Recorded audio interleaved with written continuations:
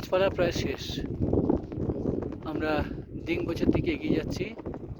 শুধু কিছু ঝোপঝাড়, অক্সিজেনের মাত্রা ক্রমশ কমে আসছে।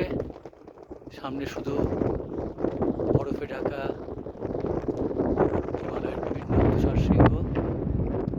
একদম সামনেই বলতে গেলে আমাদের ওপর প্রায় ঝাঁপিয়ে পড়ছে আমার ডাবলাম। প্রচণ্ড হাওয়ার দাপট, ভয়ানক হিমেল হাওয়া, বরফ গলা হাওয়া এখন আমাদের সামনে আমার ডাবলাম।